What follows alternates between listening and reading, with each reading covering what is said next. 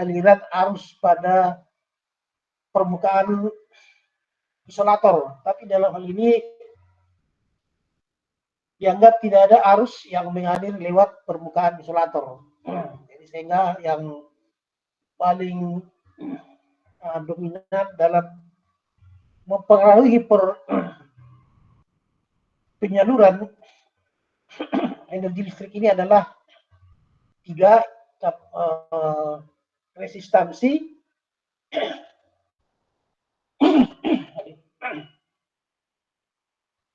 kapasitansi, induktansi dan kapasitansi. Nah, kalau di AC, di DC hanya ada resistansi, induktansi tidak ada induktansi, ya pengaruh induktansi. Nah, medan magnet tetap ada, tapi karena medan aktif konstan tidak menginduksi tegangan kepada kumparan. Nah, kenapa berpengaruh arus mengalir? Arus AC mengalir di konduktor menyebabkan induktansi. Itu karena arusnya bolak-balik gitu ya, karena bolak-balik ada perubahan fluksi yang mengimbas pada konduktor sehingga timbul tegangan ya, tegangan induksi yang menentang tegangan sumber gitu ya. Kalau di DC karena tekanan, karena arus konstan, maka tidak ada tegangan induksi ya. Kemudian bagaimana kapasitor? Kapasitor tidak dapat dilalui oleh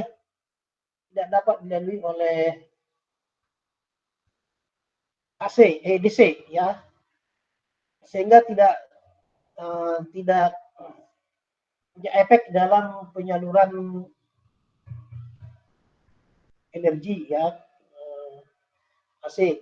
Sedangkan untuk AC ada arus bocor. Jadi dari udara ini arus bocor ke bumi ya, walaupun nggak kelihatan ya, akibat dari kapasitansi. Ya. Ada arus bocor. Ya. Nah, kapasitansi terjadi karena adanya perbedaan perbedaan tegangan antara fasa dengan netral, antara fasa dengan fasa. Jadi kapasitansi ada kapasitansi antar fasa, ada juga kapasitansi fasa dengan netral. Kemudian apa impactnya terhadap penyaluran itu? Nah, kita lihat dulu salah dulu bukan tansing.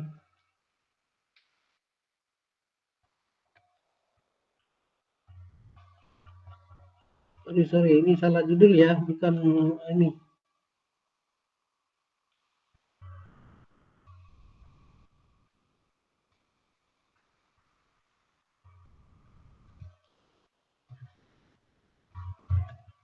Pak, maaf Pak, share screen-nya hilang Pak.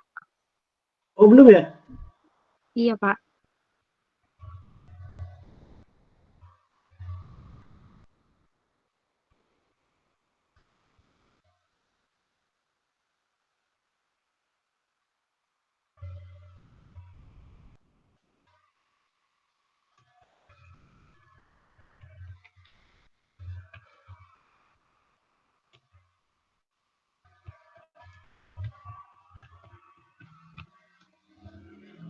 Ya sebentar ya.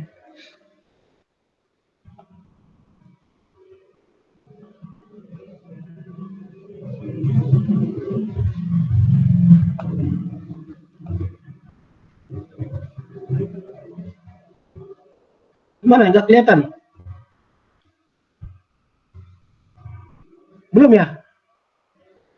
Belum muncul Belum kelihatan? materinya Pak. Materinya belum muncul Pak, tapi share screen-nya sudah. Oh materinya ya.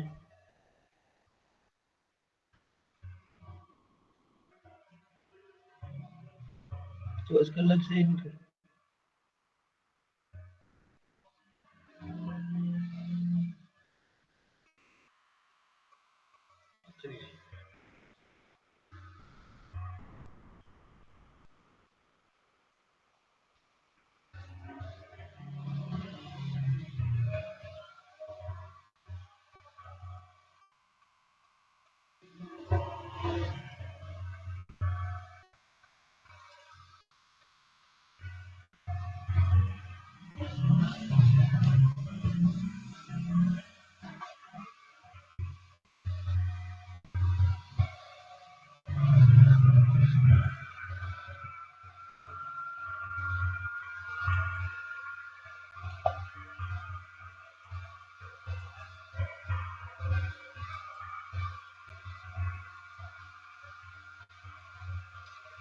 Baik. Udah kelihatan? Sudah, Pak.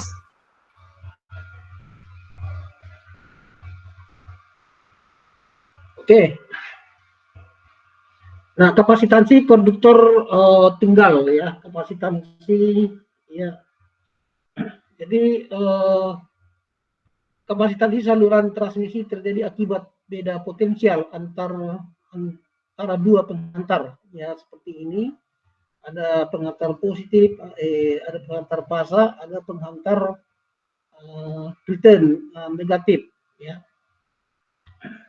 Nah, akibat adanya beda potensial, maka ada kapasitansi antar fasa dengan netral, kemudian netral dengan apa? Dengan ground, dengan body ya.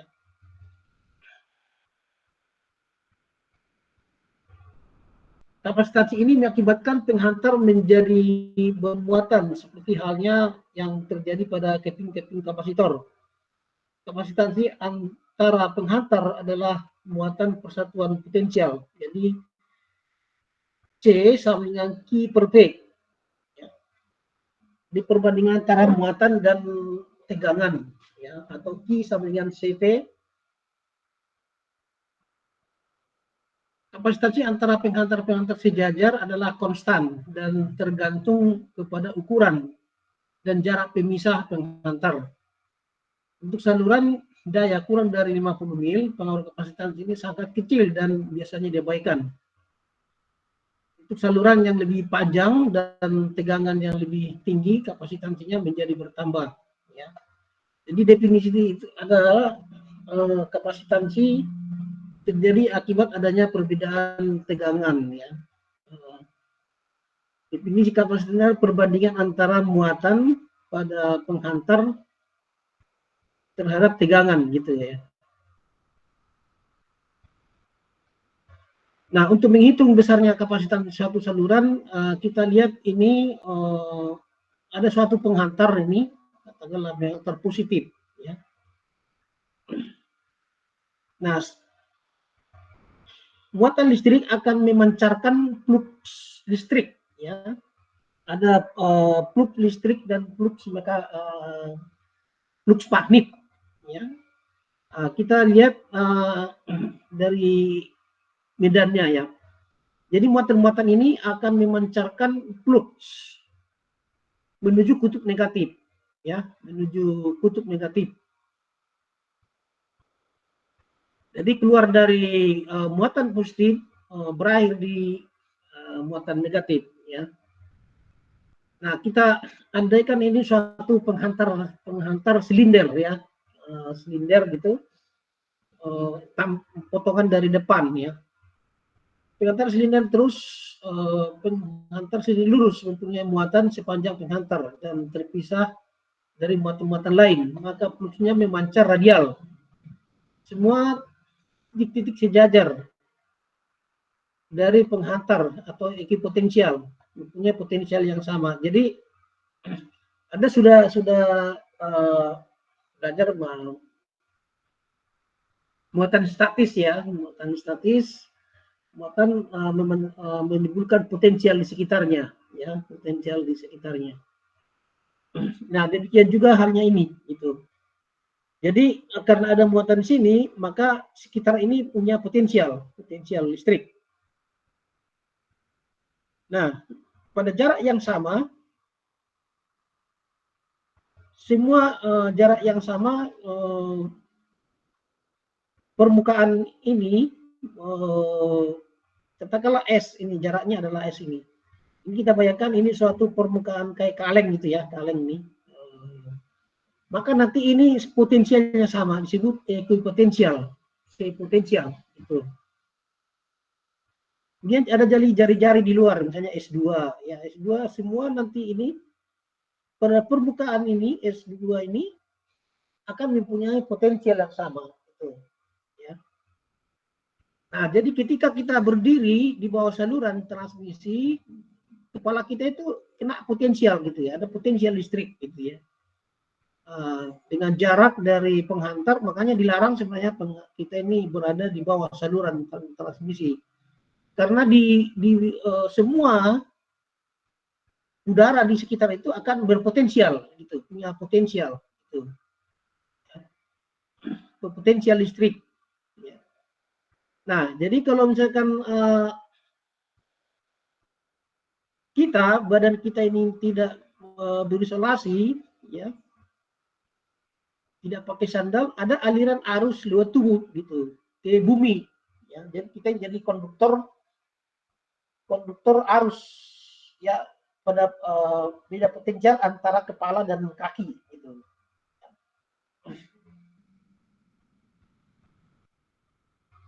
Nah, bagaimana menghitung ini kapasitansi, ya?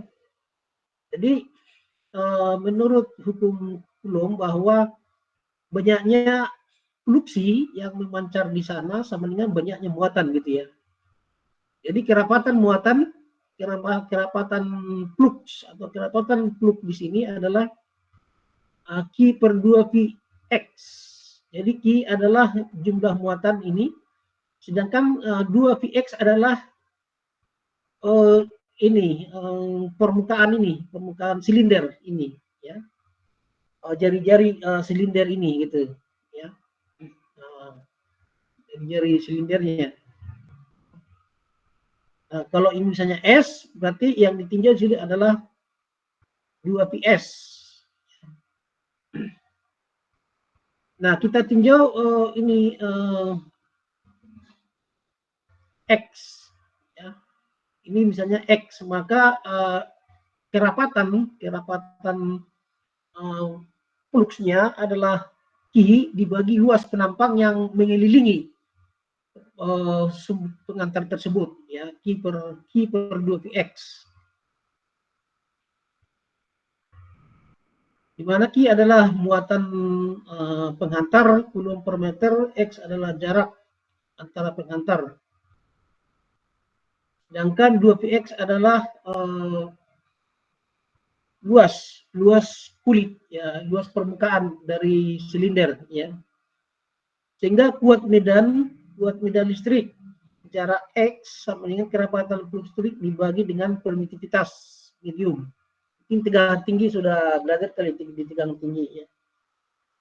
Jadi E sama dengan mu V, ya. Nah, jika dituliskan secara matematis maka E sama dengan Q per 2Vx, karena E sama dengan K kali D kalau salah, ya. Dengan K di sini adalah permitivitas ruang, ya, di mana permitivitas udara, gitu. Nah, sekarang beda potensial antara dua titik karena karena suatu muatan. Nah, di sini ada muatan Q di penghantar, kemudian jarak P, titik P ada di D1, titik P2 ada jaraknya D2. Berapa beda potensial antara titik P1 dan P2, gitu. Jadi ada beda potensial antara P1 P2. Jadi kalau kita berdiri di bawah saluran, kita misalnya saluran ini kaki, ya, ini kaki, ini kepala, ini kaki. Jadi ada beda potensial antara kaki dan kepala. Tapi karena tubuh itu menyatu, arus itu akan mengalir dalam tubuh, gitu. Lalu dalam tubuh. Nah, itu bahaya, gitu, ya.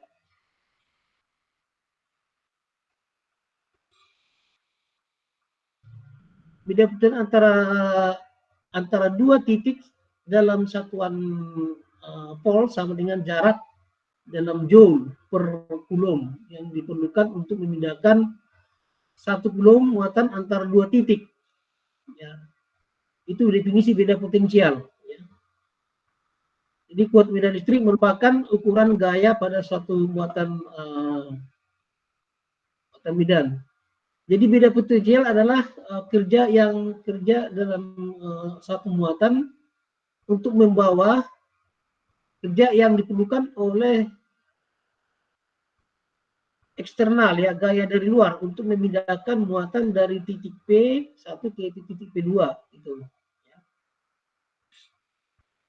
Nah, secara matematis dituliskan bahwa beda potensial antara P1 dan P2 adalah P12 sama dengan integral dari D1 D2 E kali E dx ya.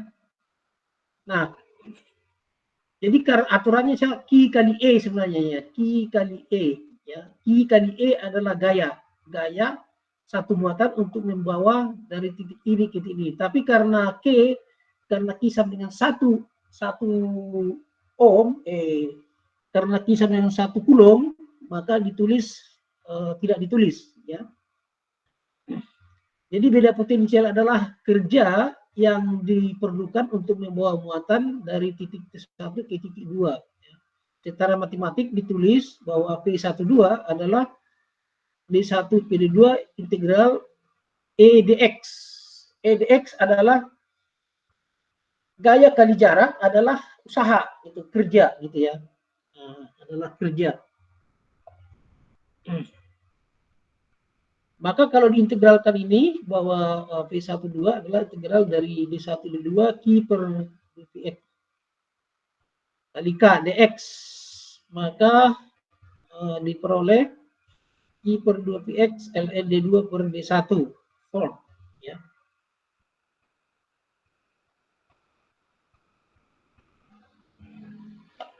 Kemudian kapasitansi saluran dua kawat. Misalkan ini kawat fasa netral ya, kawat fasa netral. Ya, ini konduktor 1 A, konduktor B. Jaraknya D. Ya, kemudian ini jari-jarinya RA, jari-jarinya RB. Nah, rumus yang tadi diterapkan, rumus ini diterapkan ke sini, kapasitansi dua kawat, di mana jaraknya tadi di satu, di mana jarak dari penghantar adalah menjadi D2 ya. D1 adalah 0 di kulitnya ini, di jari-jarinya ini D2-nya adalah jarak antara penghantar 1 dan penghantar 2. Nah, ini diterapkan ke rumus itu.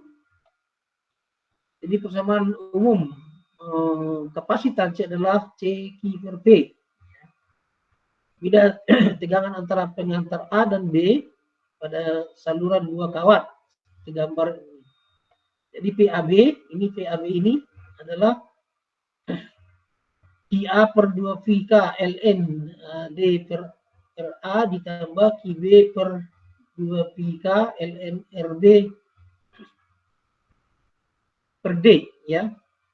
Jadi beda potensial ini adalah potensial diakibatkan oleh ini ke sini, kemudian beda potensial yang diakibatkan ini terhadap ini gitu.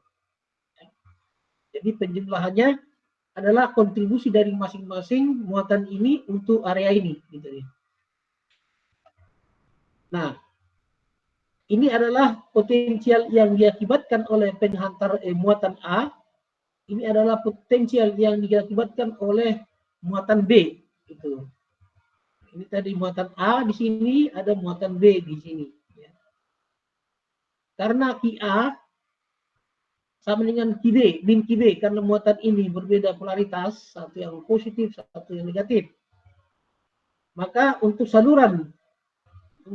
saluran dua kawat, maka VAB sama dengan kita ganti muatan ini ke A ya, atau ke B, maka diperoleh yang digantikan adalah muatan QB menjadi min QA ya. Jadi PAB sama dengan QA per 2 PIK ln D per RA dikurangi ln RB per D ya. Karena ini dengan menyederhanakan jadi pengurangan logaritma sama dengan dibagi ya. Jadi sama dengan QA per 2 PK ln D D kuadrat per RA RB, ya. Jadi kalau penjumlahan perkalian, ya, LA ditambah LB sama dengan LA kali B. LA tambah LB sama dengan LAB. LA dikurang LB sama dengan LA dibagi LB. Nah, itu dari persamaan itunya. Maka beda potensinya adalah ini, ya. Nah, karena dari definisi adalah perbandingan antara muatan dan beda potensial, maka diperoleh kapasitansi antar dua penghantar atau CAB sama dengan QA per PAB sama dengan 2 VK per LN C kuadrat LND kuadrat per RA kali RB. Kapasitansi CAB adalah LND per RA kali RB. Nah, Anda lihat di sini bahwa kapasitansi antara penghantar tergantung pada jarak penghantar. Jadi panjang lengan saluran transmisi itu, ini panjang lengannya, dan juga penghantarnya gitu, penghantarnya, gitu, ya.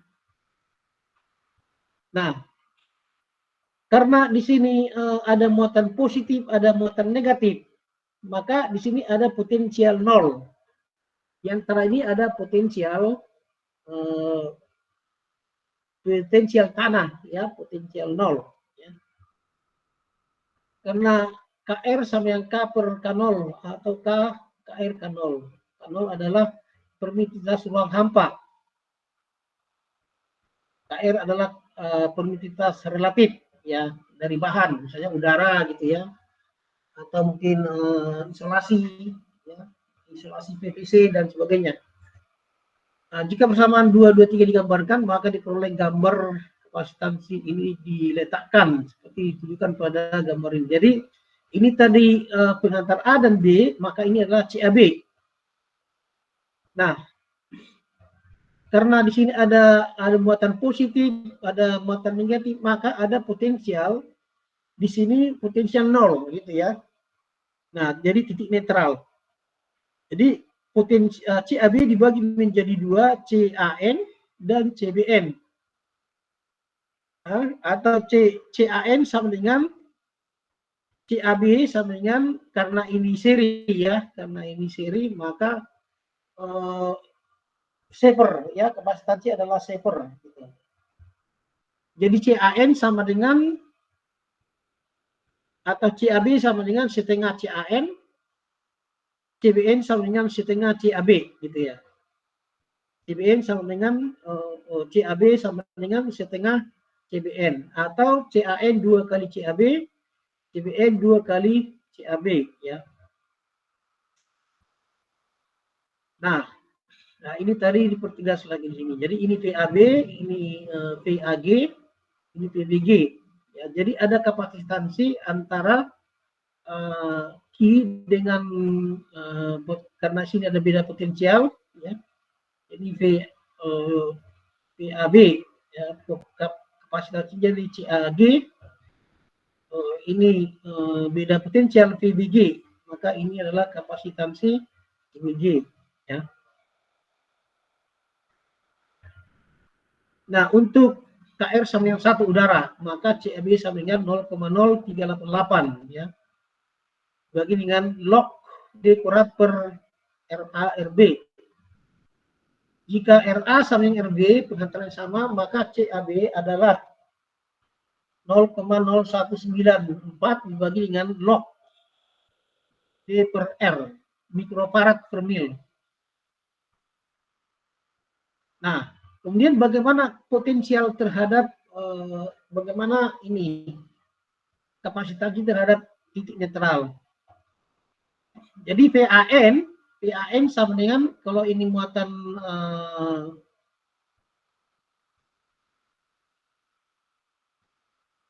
PAN sama dengan ya min K Q per R.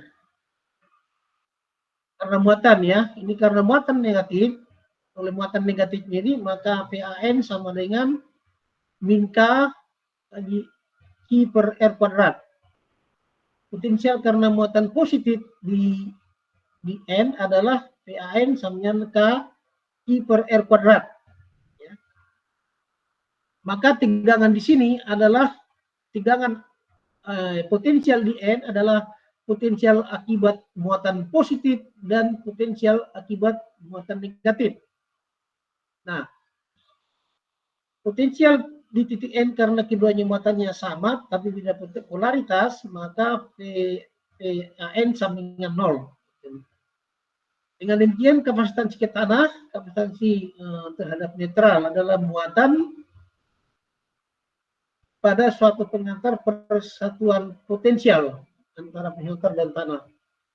Jadi PAB sama dengan 2 PAN atau PAN sama dengan setengah PBN. Jadi kapasitansi terhadap tanah oleh pengantar A sama dengan setengah dari PAB, ya, setengah dari CAB, ya. Oh, ini tegangannya. Jika persamaan 28 digabung dengan persamaan kapasitansi, diperoleh CAN sama dengan QA per PAN atau 2 QA per PAB. Dengan demikian CAN sama dengan 0,0388 dibagi dengan log D per R, mikrofarad per mil terhadap netral. Nah, jadi ini yang kita perlukan, data ini, ya, CAN. Nah, jika kapasitansinya sudah dapat, maka kapasitansi kapasitif, resistansi kapasitif antara dua penghantar dengan tanah adalah Fc sama dengan 1/2 Fc. Sama dengan 4,10 per F kali 10/6 log D per R mikro ohm per mil, ohm per mil ke tanah, ya. Dengan frekuensi. Contoh ini ada penghantar, ya. Ini jari-jari pengantar jari 4, jaraknya 2 meter. Berapa kapasitansi terhadap tanah, gitu ya. Ini panjangnya 40 km, R-nya 40 mili atau 4 kali 10 meter. Jaraknya D, konduktilitas 1, ya. 8,854 kali 10⁻12 farad per in. Maka CAB, kapasitansi antara A dan B, kita masukkan nilai-nilai tadi, hasilnya lah 4,475 85 kali 10⁻12 farad, ya.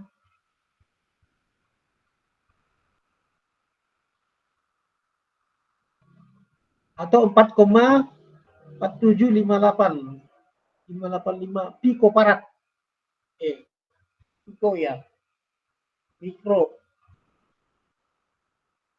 Nano, ya, pikofarad, ya. Sehingga untuk 40 kilometer, ya. Ini per meter ini, ya, per meter nih, farad per meter. Maka untuk jarak 40 km kita kalikan dengan 40 kali 10⁻³ meter. Maka diperoleh kapasitas totalnya adalah 0,17908, ya, mikrofarad. Nah, selanjutnya ada yang mau tanyakan sini kapasitansi? Ini apa tadi bisa diikuti apanya? Historisnya, ya. Kenapa ada kapasitansi? Bagaimana cara menurunkan kapasitansi, ya.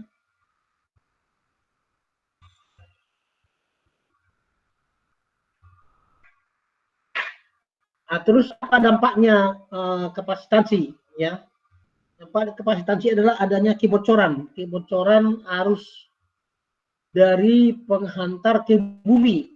Walaupun kita tidak kelihatan, gitu ya, tidak kelihatan, ternyata ada arus bocor, arus induktif, ya, mendahului tegangan, gitu ya.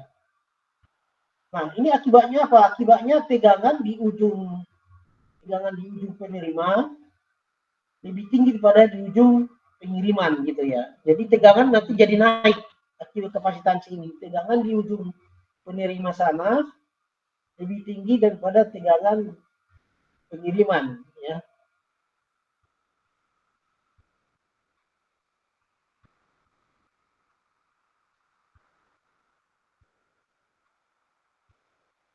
Oke, kapasitansi 3 fasa. Nah, kapasitansi saluran 3 fasa dengan fase pemisah jarak ya. 3 penghantar identik dengan jarak R pada suatu saluran 3 fasa dengan pemisah sejarak ya, nyatakan oleh gambar dan sebagainya ya. Jadi ini penghantar A, B, C atau RST, jaraknya D ya. Ini sejarak. Maka PAB sama dengan beda potensial antara A dan B adalah beda potensial karena penghantar A, beda potensial karena penghantar B. Ya. Beda potensial karena penghantar A dan B. Jadi beda potensial di sini dipengaruhi oleh potensial ini ditambah ini. Demikian juga di sini C sama dengan PAC ditambah PBC. Nah, jadi muatan-muatan ini akan berkontribusi untuk menimbulkan beda potensial. Ya. Jadi PAB sama dengan P potensial antara A dan B karena muatannya QC, maka PAB sama dengan dan seterusnya. Jadi PAB sama dengan ini tadi karena muatan A, ini karena muatan B, ini karena muatan C.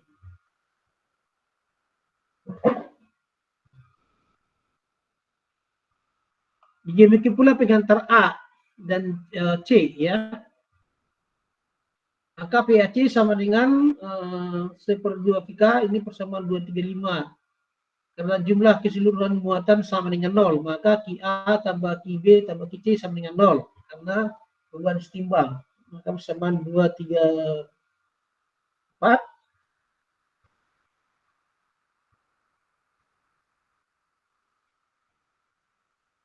dan 235, maka PAB tambah PAB ditambah PAC sama dengan I per 3 per QA per 2 PK LND per R. Sementara PAB ditambah PBC, PAB tidak lain daripada PCA. Jadi PAB ditambah PBC tidak lain daripada PCA. Dalam ini sistem segitiga dianggap setimbang. Diagram Pasor tegangan setimbang.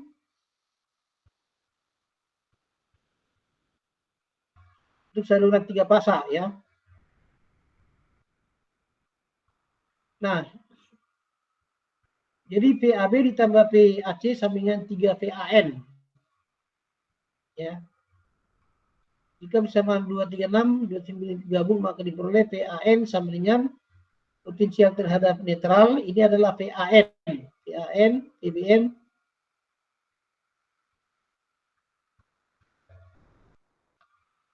Jadi kalau ditambahkan PAB ditambah PAC, ya. PAB ditambah PAC. PAB ditambah PAB, ini adalah PAB dengan PBC, ya, sama dengan PCA atau PAC ya.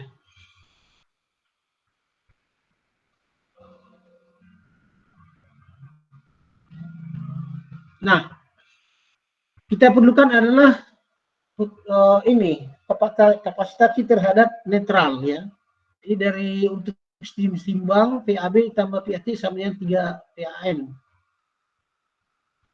Dan jika persamaan 236 dan 29 digabung maka diperoleh PAN sama dengan PA per 2 PR LND per A. Ya. PAN tadi di sini tadi diperoleh PAN ini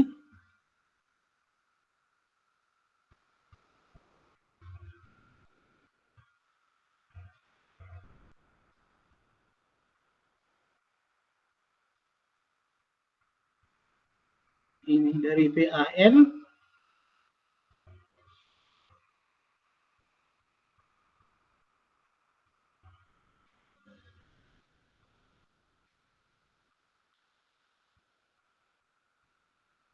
jadi PAN sama dengan setengah PAB ya. Ini berlaku juga ke sini karena dia setimbang ya. Jadi PAN sama dengan QA per 2 pika LND per R. Kadar kapasitansi netral adalah perbandingan muatan pada penghantar terhadap tegangan netral. Maka PAN QA per PAN Q sama dengan 2 pika per LNB per R. Atau CN sama dengan 0,0388 per log D per A.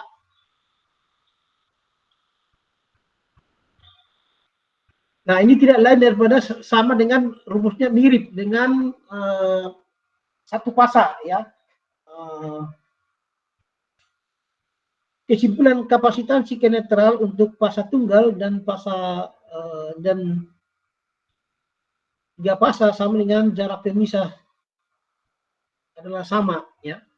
Jadi kapasitansi untuk 3 fasa jarak pemisah sama dengan kapasitansi satu fasa itu terhadap netral. Jadi terhadap netral satu fasa sama dengan kapasitansi terhadap netral untuk 3 fasa untuk jarak yang sama gitu ya, atau setimbang ya. Nah, itu kesimpulannya gitu. Nah, sekarang kalau berbeda ya jaraknya, ya, katakanlah ini konduktor 1, 2 dan 3 ya.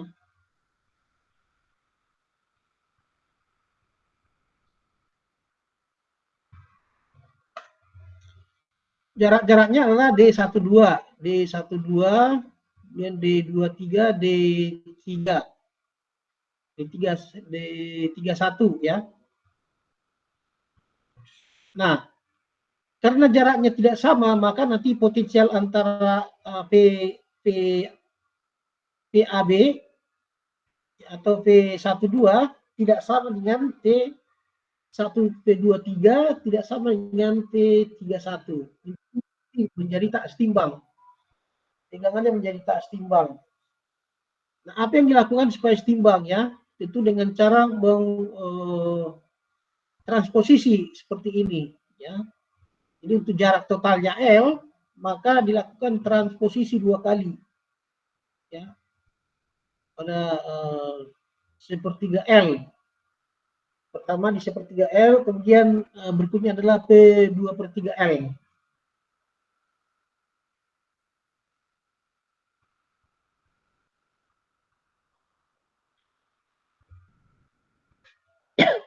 Jadi kalau jarak penghantar tidak sama, katakanlah ini panjang total dari ujung ke ujung L, maka dilakukan pertukaran kedudukan ya, pertukaran kedudukan dari penghantar.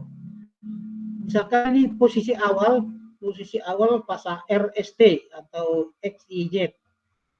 Nah, kemudian pada sepertiga L terjadi pertukaran ya, posisi. Jadi dari 1 ke posisi 2, terus konduktor Y atau konduktor RST ya menempati dudukan ini gitu. Sementara T menempati dudukannya X. Demikian seterusnya, maka diperoleh tegangan rata-rata ya. Jadi untuk fasa setimbang PAB tahun ini ya,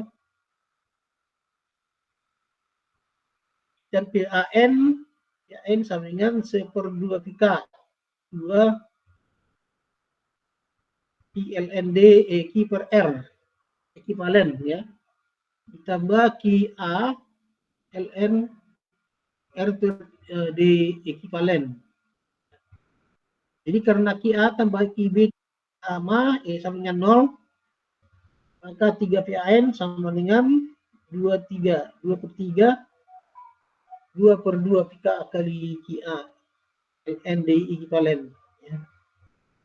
Dibagi dengan R. Maka kapasitansi terhadap netralnya adalah CAN 0,0388 dibagi dengan log D ekivalen. Ya. Jarak rata-rata dibagi dengan R atau dengan D ekivalen adalah akar 3 dari jarak 1,1.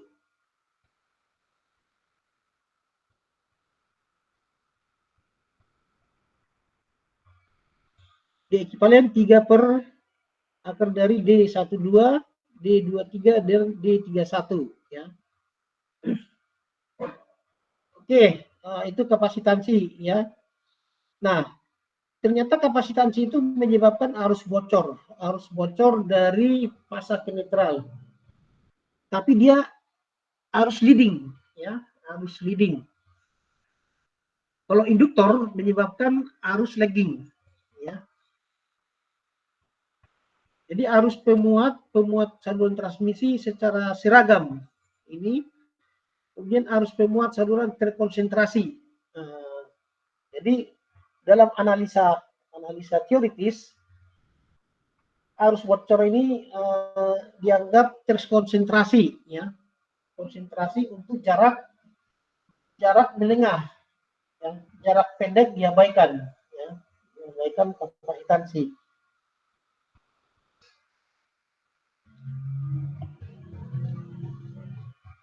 Kemudian ada konduktor ini, bundle konduktor, ya, kapasitansi dari konduktor berkas, ya. Jadi kadang-kadang apabila arus yang disalurkan besar atau daya yang disalurkan besar, bukan penampangnya yang di penampang penghantar yang dibuat diperbesar, tapi dibuat paralel. Kalau dibuat paralel per fasa, maka tahanan totalnya menjadi seperempat. Jadi kalau misalnya tiga penghantar per fasa, maka R totalnya menjadi sepertiga. Tapi kalau misalnya nanti ini diperbesar penampangnya untuk memperkecil resistansi, menyebabkan berat, ya, menyebabkan beban menara jadi berat, ya. Nah, dan juga investasi yang besar karena harus membangun menara yang kuat, yang kokoh terhadap gaya tarikan, ya. Maka digunakanlah penghantar berkas seperti ini. Ada yang 3 per penghantar, ada yang 2, ada yang 4, ada yang berapa nih, 1, 2, 3, ada 6, ada 8 gitu. Ya. Nah, ini bundle konduktor ini dipakai untuk tegangan lebih besar dari 230 kP, ya. Nah, keuntungan dari ini adalah corona dan noise menjadi lebih kecil dibandingkan dengan konduktor satu unit konduktor untuk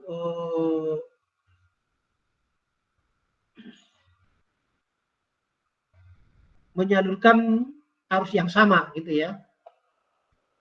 Kemudian ini effectively less impedance because of less inductance, reactance. Result, less transmission loss, yet economically sustainable. Jadi ini lebih baik dengan membuat seperti ini daripada penghantar tunggal yang diameternya diperbesar, ya. Nah, di sini ada namanya kapasitansi, ya. Jadi di sini ada kapasitas bundle konduktor. Ada di sini definisi dari GMR, ya. Instead of R, put the SC. The HCB is GMR, ya, GMR of bundle conductor and can be calculated, ya. Jadi jika dua konduktor seperti ini, maka jarak rata-rata dari ini adalah 2 pangkat 2 kali ds ds kali d, ya, atau kuadrat, atau akar dari akar 4 dari ds tambah d kuadrat, atau akar dari ds kali d, ya.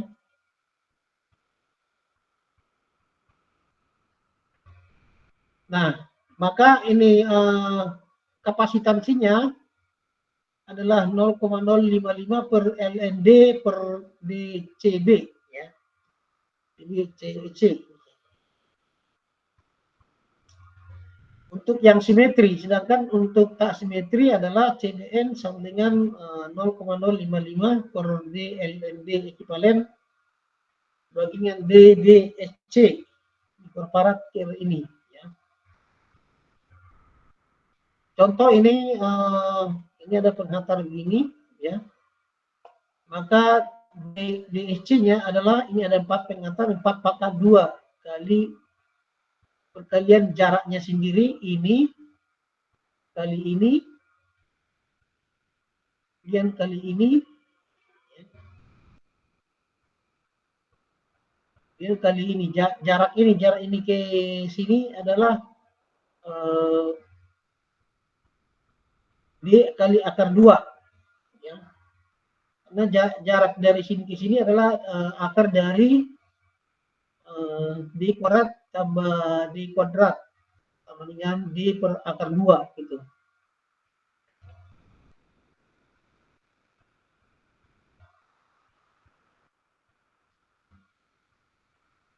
Oke, itu kapasitansi, ya.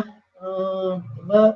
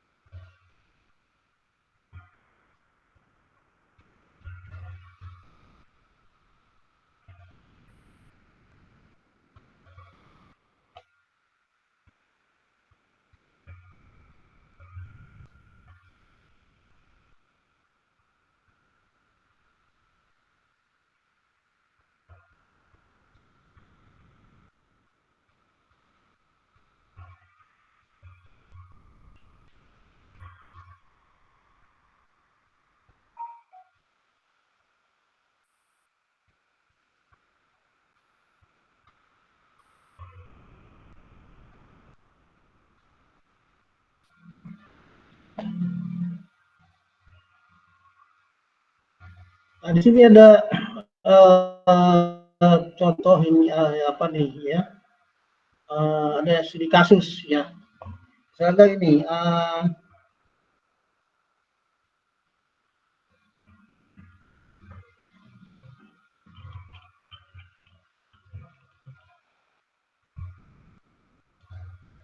suatu saluran transmisi satu fasa tegangan yang harus diberikan ke beban adalah 9 kV 100 MPa Ospi 0,85 lagging.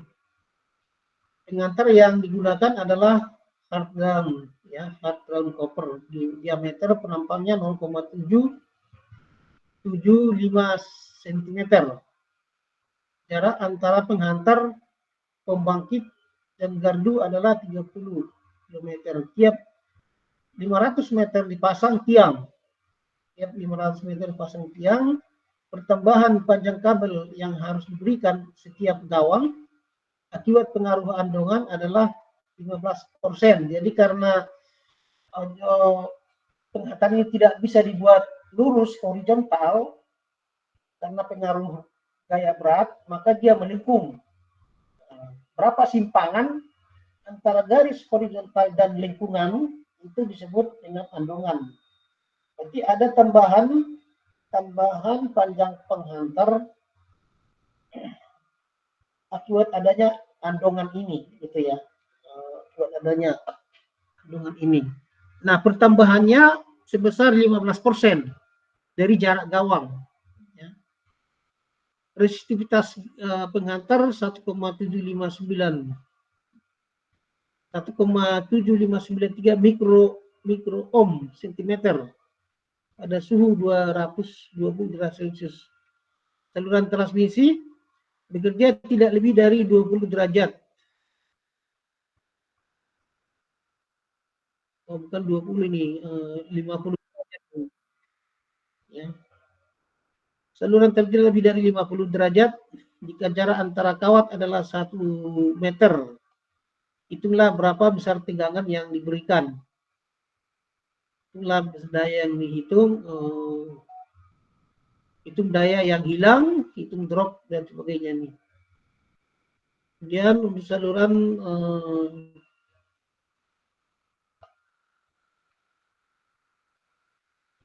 ini untuk saluran 3 fasa ya. Suatu saluran transmisi digunakan untuk melayani bla bla.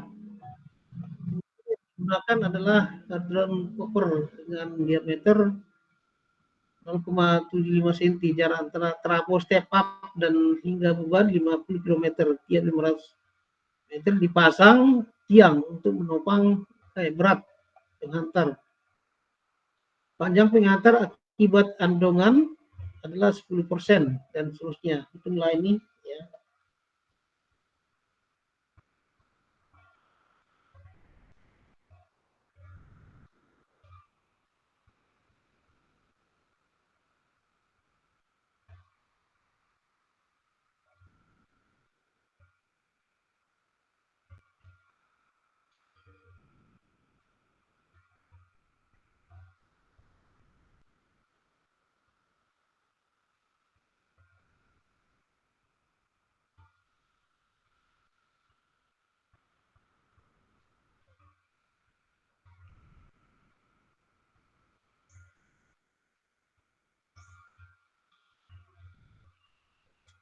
Nah, ini tadi untuk saluran, jadi panjang salurannya untuk berapa ini? Oh, 3 fasa ya. 3 fasa ya. Ini dengan menyertakan kapasitansi ya. Jadi panjang salurannya 100 kilo ya, bebannya 220 kV, 150 MPa dan seterusnya nih. R-nya 0,09 ohm per kilometer dan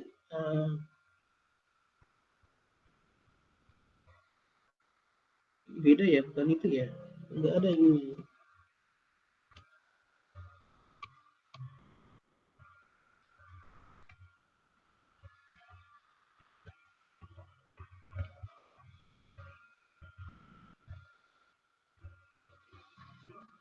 Oh, ini pembahasannya enggak ada ya.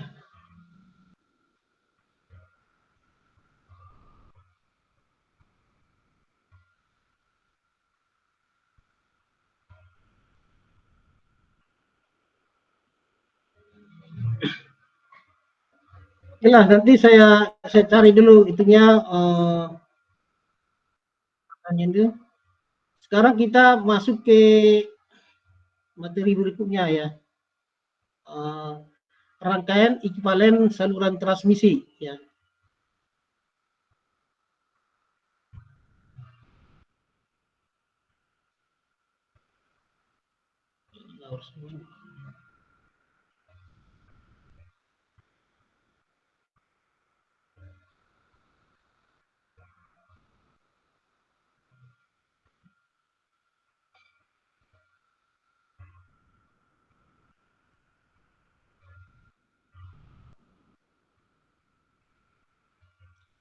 Nah, saluran transmisi itu dikategorikan ada saluran pendek, saluran menengah, dan saluran panjang ya. Nah, saluran pendek itu maksimum 50 mil.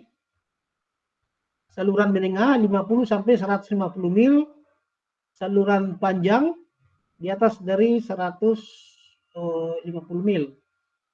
Nah, model pendekatan saluran tergantung pada panjang saluran ya, panjang saluran.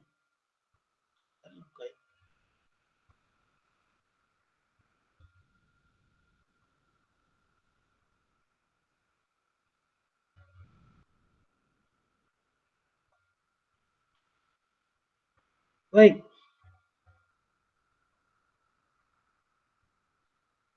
Ini nanti untuk materi ke minggu depan ya. Kemungkinan saya barangkali nggak bisa join gitu ya dari Cilacap sana.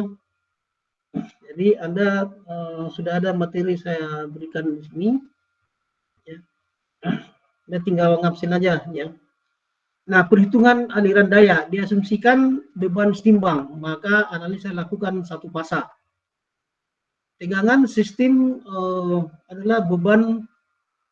Tegangan sistem atau beban adalah tegangan pasa ke netral. Konduktornya konduktor pasa dan netral. Arus netral sama dengan 0. Ya. Nah, di sini kategori saluran ya, saluran pendek lebih kecil dari 10 mil atau 80 km. Saluran menengah 50 sampai 150 mil atau 80 sampai 160 km. Ya. Nah, di atas 150 saluran panjang di atas 150 mil atau 160 km. Nah, untuk saluran pendek, efek kapasitansi dapat diabaikan sehingga impedansi saluran adalah Z sama dengan R tambah J XL. Untuk saluran menengah dan panjang, kapasitansi disertakan. Z terdiri dari R, XL, dan XC.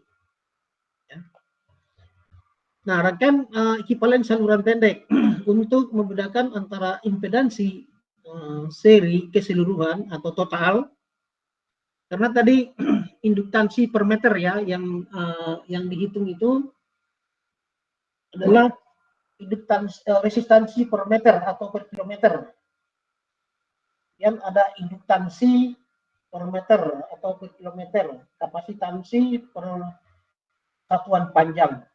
Jadi kalau di rangkaian ekivalen ini kita harus hitung kapasitansi total, resistansi total, dan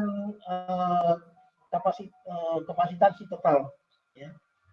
Jadi jika Z kecil, huruf kecil adalah impedansi seri persatuan panjang, dan diadmitansi simpangan persatuan panjang per pasa ke netral dan L panjang saluran, maka Z besar adalah Z kali L, impedansi seri keseluruhan atau impedansi total. Dan I besar adalah admitansi simpangan keseluruhan dari sumber ke beban.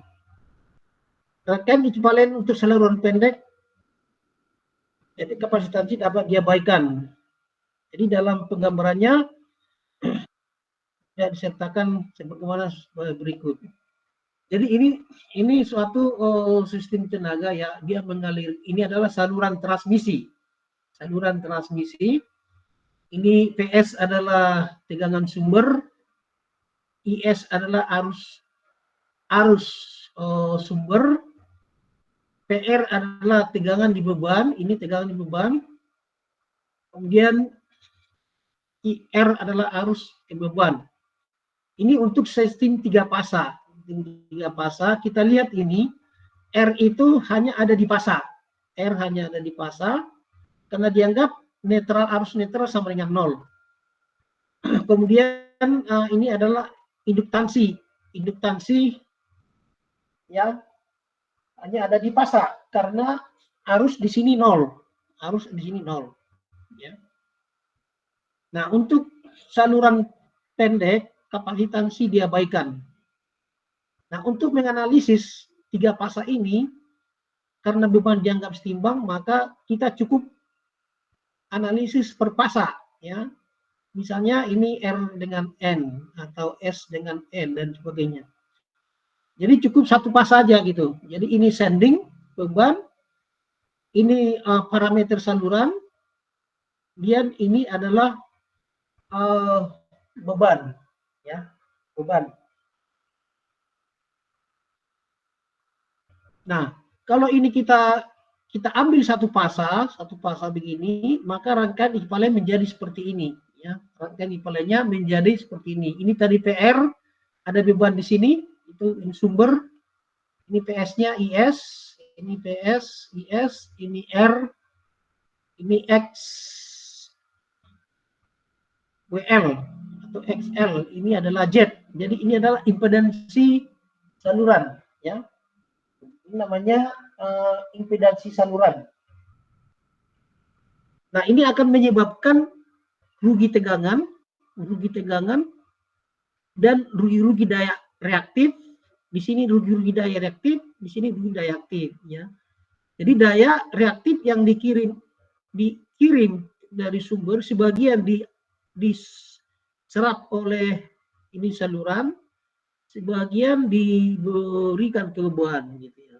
Demikian juga R ini menyebabkan rugi-rugi aktif, ya. Sehingga daya yang dikirim ke sumber, dari sumber ke beban tidak semua, ada yang rugi-rugi saluran, ini namanya rugi-rugi saluran, ya. Pada saluran pendek, efek kapasitansi dapat diabaikan sehingga impedansi Z keseluruhan hanyalah konstanta M dan XL. Nah, di sini berlaku persamaan, ya. Persamaan IS sama dengan IR. Kemudian PS sama dengan tentu ini perkalian bilangan kompleks, ya.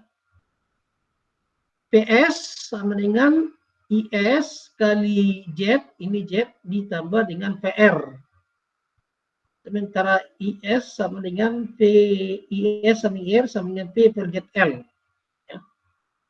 Kemudian daya aktif beban. Daya beban di sini per fasa, ya. Per fasa adalah PR kali R kali kosinus faktor daya ini, gitu. Rugi-rugi saluran transmisi per fasa adalah IR kuadrat kali R ini, R, ya. Kemudian R saluran, ya. Sehingga efisiensi penyaluran transmisi per fasa adalah PL dibagi PR ditambah rugi-rugi kali 100% sama dengan PL kali PS. Nah, jika dikatakan dengan bilangan kompleks, ya, maka PS sama dengan besar PS kali IS kosinus faktor daya. PS adalah harga mutlak tegangan sumber, IS harga arus, dan seterusnya. Nah, jika arus PS nyatakan PS dengan sudut alfa, ini IS sudut beta, maka PS kali IS sama dengan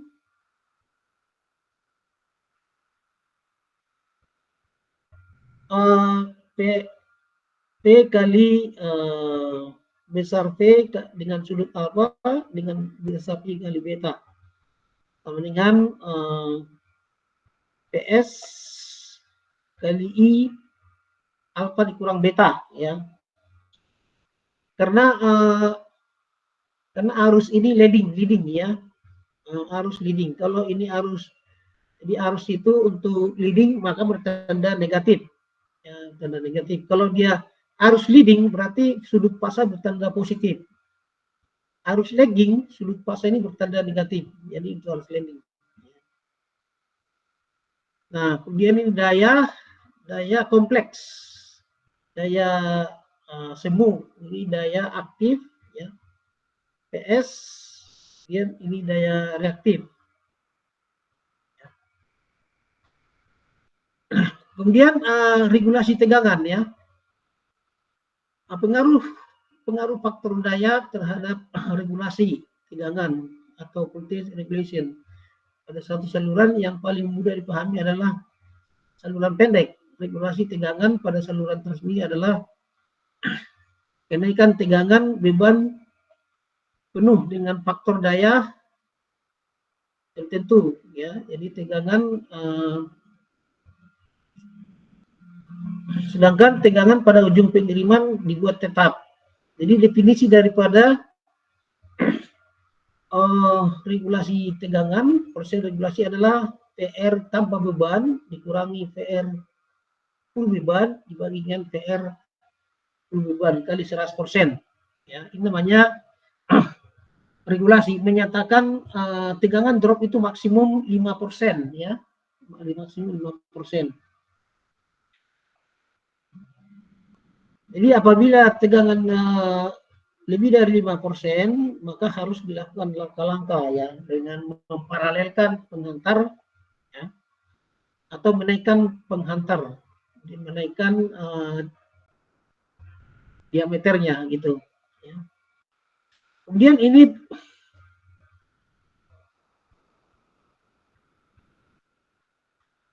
pengaruh faktor daya terhadap tegangan pengiriman. Ya. Misalkan ini PR adalah ini faktornya, kemudian IR-nya lagging, ya. Maka tegangan generator harus panjang, ya, harus besar, ya. Ini adalah PR, ini adalah IR drop tegangan di resistansi saluran, ini tegangan drop di saluran transmisi. Akibatnya apa? Akibatnya PS jadi besar, ya. Tegangan yang dikirim dari generator menjadi besar. Bagaimana faktor daya 1, cospi 1, ya. Nah, tegangan generator menjadi lebih pendek, itu, ya. Artinya eksitasinya itu harusnya lebih kecil. Bagaimana kalau leading? Leading ini karena lebih dominannya efek kapasitansi. Efek kapasitansi menyebabkan arus leading. Nah, kalau arus leading menyebabkan PS rendah. PS lebih rendah daripada PR. Tegangan yang dikirim lebih rendah daripada tegangan yang diterima beban. Itu efek kapasitansi. Itu.